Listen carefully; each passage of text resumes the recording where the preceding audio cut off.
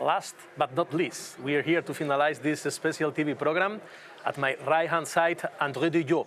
He's member of the board of ACIS Europe. He's the president of the Federation of Sport Municipalities in the Netherlands, and I used to call him the brain. Why? You will see right now. Mr. de Jong, good morning. Good morning. Hello, how are you? I'm really fine, thank you. It was a real pleasure how you helped ACIS Europe, not only in terms of the development of the association in the Netherlands, but also to generate policy making. Yeah. How we are doing policy making with, first, the policy paper with UNESCO, and secondly, with the European Network of Cities from the European Capitals of Sport. Together also with Eurocities. Absolutely. Important body of 160, 170 cities. Super cities. With super cities, with over, I think, 160 million people, inhabitants living there. So together working with EU and of course other organizations, we have two important lines. One is of course the line exchanging knowledge, because not only celebrating an award is important, but also many years of working before, but also after. How can you exchange, how can you learn from each other? Maybe they have the same problem, you can develop together policy making programs, whatever. And then you need the support, of course, from the national ministries and ministers of sports or health or infrastructure. But this is also important here in where we are now, here in this nice building of the EU Parliament. And people, I always say, people don't live in the Parliament. They don't live in the Parliament in a nation, but they live in a street near, and the nearest by municipality is the nearest by government. So there you can make the changes, and then you have to work together with the national bodies, but also with the international bodies like EU. So we can offer 125, 150 million people from the EU, from living in 60, 70, 80 cities. And we created this network. We started the idea 2 years ago with Sofia, with Glasgow, with The Hague, with Genoa, with Paris, with Madrid. And now we are with over 60 cities. We created already this network, we established it. And now we can exchange, we can work, and we will offer today actually the first manifest on 4 topics like social inclusion through sports, but also like energy questions, so sustainability through sports. So you can do a lot with sports. I don't know if your home have this older table game called Trivial Pursuit. If you have any question to him, you can do it, because he has always a reply. Reply also for UNESCO. UNESCO wanted to get more inclusive cities through the sport. And you know which door they knocked? The door of ACIS Europe and André de Jong. Talk a little bit more about that. Yes, that's a real special one, because that's worldwide, but that is really grassroots working. And so this means how you can exchange programs from Argentina to Sweden, or from South Africa to Asia. And at the grassroots level, that cities can understand how they can use something tomorrow morning. When they see the good idea, they can use it tomorrow morning. But how do you do that? And so we did a presentation with UNESCO, and so we are working now on this paper. It will be in Baku in March of 2023, next year.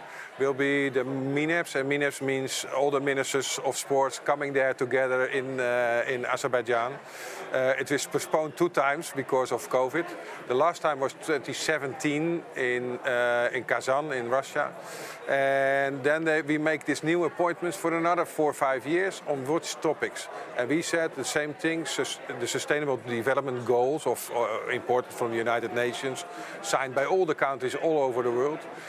But how can you use sports and physical activity in this? And we will present this paper on behalf, of course, of ACIS Europe and the Association of Municipalities and Sports in Baku. And I'm really, really proud on this, because from everywhere we will have the good examples of what you can do every year, every day, to make people more often more sports, but also healthier. You can follow this policy paper from the ACES Europe website and also from the magazine that you can download also from internet. And to introduce the next guest, I want you to explain just a little bit in 30 seconds how you enter in a municipality, how you explain how important is the sport with the tool you have according to social return on the investment into the sport, and how they say, my goodness, with data, we can increase the quality of life of citizens. Just 1 minute, 30 seconds to say that. I always say, what is the biggest match in every country, in every city town hall? It's always about money. It's not about who is winning against who. But so you need to prove that sports and physical activity really saves you money. So we developed this tool together with a lot of other organizations on which prove what can it save, if, for instance, in labor, in health, in education, in crime costs. And so we can show them, if you invest €1, how much they will save not paying in these areas. It's 78 indicators in 3 important areas. And after 1 hour, most of the time in 1 hour, now I have 1 minute and 30 seconds, but in 1 hour, when I leave, they will invest. And you know why? Because of the data, because he gives a tool to can evaluate that. So this is very important, and we will talk in the near future more about this tool. Sure. Thank you, André. Enjoy the gala. Really André de Jo from the Netherlands, and we continue in this country with Maarten Gijssel. He is the CEO of Kinetic Analysis, and they are leading a project called Vital Cities Challenge.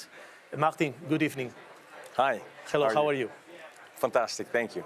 As you hear from André, the data is very important, and with the Vital City Challenge, we have data. Please explain a little bit, what is this? Exactly, thanks so much. Vital Cities platform is a tool that calculates the social return on investment. And in that way, we can enforce the decision makers to make data-driven decisions. And that's something that we think we should do much more from now on. You are inside the project and you are inside the heart of Vital City Challenge. What are your thoughts if you enter into the project, and with these inputs, what can you tell us? Well, it's really interesting to engage with the city partners, and beyond this project we are now active in 10 European countries, and we talk with the policymakers on a regional level.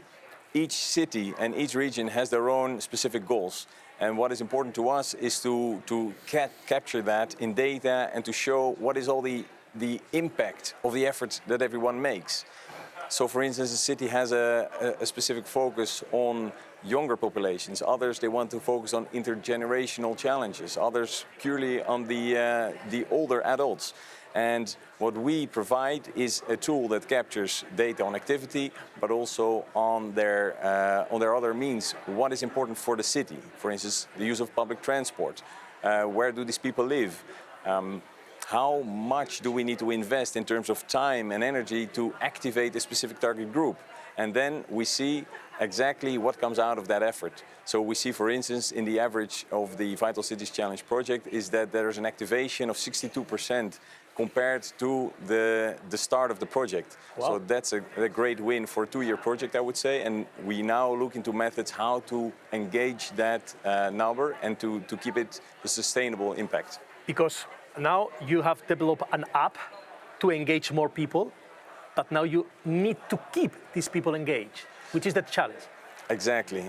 So what we're actually doing here on the front end side of things, so engaging with the end users, it's all about behavioral change and to keep people engaged. And there we have to work with people, and people are different. So everybody has another hook to keep them engaged. Some, they would like to have challenges with their peers, or they compete against themselves. Others, they're mainly in for the community aspect of things. So we actually bring people together physically by challenges and events, and that is a key driver for other people that are using the application.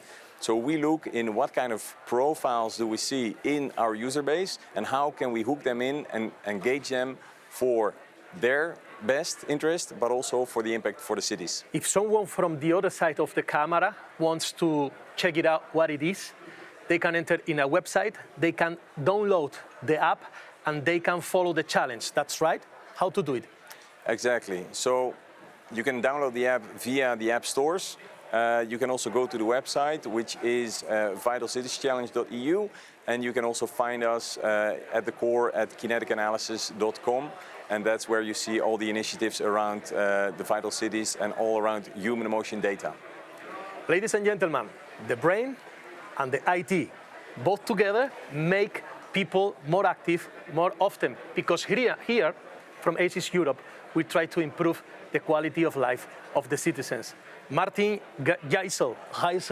Thank you so much. Thank you so much to you, and look forward to seeing you in the gala later on. Merci, Hugo. Thank you very much, André de Yo. Thank you also to you. And ladies and gentlemen, it was a real pleasure.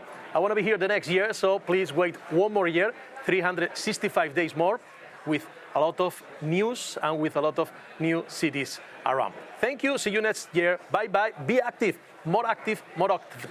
Bye.